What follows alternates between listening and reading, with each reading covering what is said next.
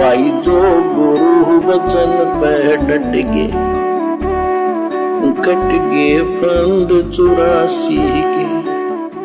गरीब नमो नमो सतपुरुष को नमस्कार गुरु की नहीं, सुर नर मुनि जन साधुआ संतों सर्वस दी नहीं।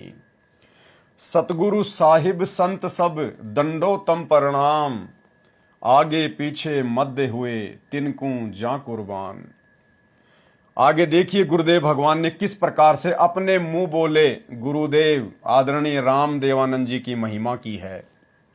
स्वयं कबीर होने के बावजूद सतगुरु रामपाल जी परमेश्वर जी ने आप और हमें गुरु महिमा के महत्व को समझाते हुए कि जब तक आप अपने गुरु को महत्व नहीं देंगे, विशेष आदर नहीं देंगे, विशेष सम्मान नहीं देंगे, पूज्य भाव से नहीं देखेंगे, हर आध्यात्मिक कार्य में या सामाजिक कार्य में उपदेश लेने के बाद जब तक आप अपने गुरु को प्रथम नहीं रखेंगे, सबसे आगे नहीं रखेंगे, तब तक आपकी भक्ति सुचारू रूप से नहीं चलेगी। तो स्वयं कबीर होने के बावजूद सतगुरु रामपाल जी परमेश्वर जी ने जिस नेक आत्मा को, आप और हमारे जैसे भगत को अपने गुरुदेव की भूमिका के लिए निमित्त बनाया, मुंह बोला गुरु बनाया, कौन? आदरणीय राम देवानंद जी। यहां उनको महत्व दिया जा रहा है और स्वयं कबीर होने के बावजूद सतगुरु रामपाल जी अपने आप को उनके भगत के रूप में छोटा समझ रहे हैं। गुरु राम देवानंद जी ने दया करी, किया नजर निहाल, सतनाम का दिया खजाना बरते रामपाल। जबकि बिल्कुल उल्टा है इसके। ये सतनाम का खजाना, ये सारनाम का खजाना, ये सार शब्द का खजाना स्वयं सतगुरु रामपाल जी परमेश्वर जी ने अपने मुंह बोले गुरु आदरणीय राम देवानंद जी को बरतने के लिए, भक्ति करने के लिए दिया। कबीर और ज्ञान सब ज्ञानड़ी, कबीर ज्ञान सो ज्ञान, जैसे गोला तोब का करता चले मैदान। कबीर वेद मेरा भेद है, मैं ना वेदन के माही, जौन वेद से मैं मिलूं वो वेद जानते नहीं। कबीर सागर ग्रंथ का सरलार्थ, बिना परमेश्वर की कृपा संभव नहीं हो सकता। साक्षात परमेश्वर के धरती पर प्रकट हुए बिना संभव नहीं हो सकता। गुरुदेव तो अपने आप को छुपाएंगे एक भगत की भूमिका में। गुरुदेव अपने आप को छुपाकर ही ज्ञान प्रचार करते हैं। यह नीति परमेश्वर ने चारों युगों में अपनाई। अपने से अन्य को परमात्मा बताकर, सत्य पुरुष बताकर उन्होंने ज्ञान प्रचार किया, आत्माओं को अपनी शरण में लिया। आज भी परमेश्वर वही भूमिका कर रहे हैं। स्वयं कबीर भगवान होने के बावजूद अपने आप को छुपाते हैं और क्या कह रहे हैं? कबीर सागर ग्रंथ का सरलार्थ, बिना परमेश्वर की कृपा संभव नहीं हो सकता। जैसे सागर मंथन किया गया था, उसमें परमात्मा ने स्वयं पर्वत को समुद्र में रखा तथा उसे कश्यप बनकर सहारा देकर रोका। भाई और बहनों, अब हमें विश्वास होगा अपने परमपिता परमेश्वर की उन महान महान लीलाओं पर, और हमें आज ये पता चल जाएगा कि ना ब्रह्मा कुछ कर सकता है, ना विष्णु कुछ कर सकता है, ना शिव जी कुछ कर सकता है, ना 33 करोड़ देवी देवता कुछ कर सकते हैं, ना देवराज इंद्र कुछ कर सकता है। सब कुछ करने वाला कबीर भगवान, सतगुरु रामपाल जी भगवान। आज क्या एक नई बात बताई है गुरुदेव भगवान ने।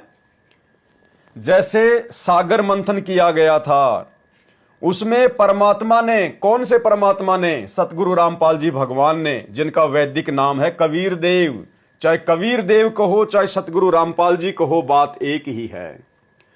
उसमें सतगुरु रामपाल जी परमात्मा ने स्वयं पर्वत को समुद्र में रखा तथा उसे कश्यप बनकर यानी कछुआ बनकर सहारा देकर रोका।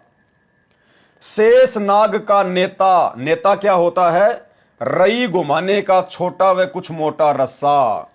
माता बहनें दही को बिलोया करती थी, तो जिस रस्सी के सहारे वो बिलोया करती थी उसको देसी भाषा में रेता कहते हैं, जो एक मोटा सा 1 मीटर का लगभग रस्सा होता है।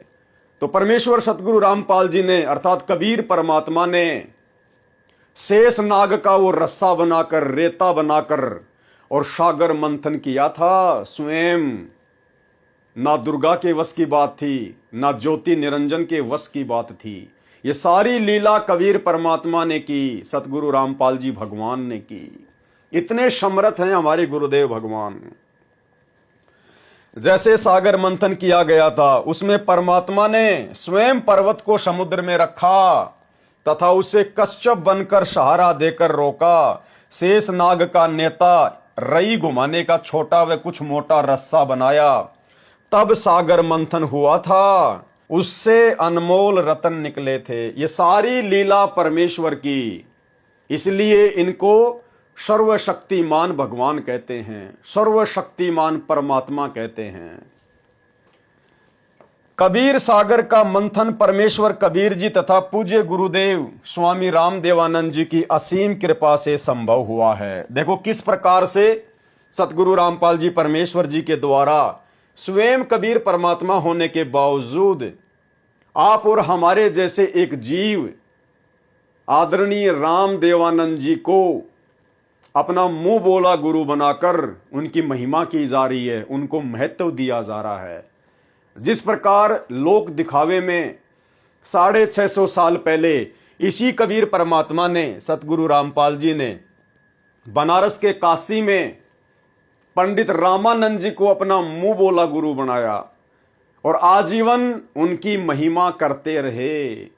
किसी को पता भी नहीं चला, कोई इनकी लीला को जान भी नहीं पाया कि कौन गुरु है और कौन चेला है। और ठीक वही लीला परमेश्वर आज वर्तमान में कलयुग की बिचली पीढ़ी में आदरणीय रामदेवानंद जी को अपना मुंह बोला गुरु बनाकर खेल खेल रहे हैं, लीला कर रहे हैं। जो गुरु बचन पे डट गे, कट गे फंद 84 के, कट गे फंद 84 के, कट गे फंद 84 के।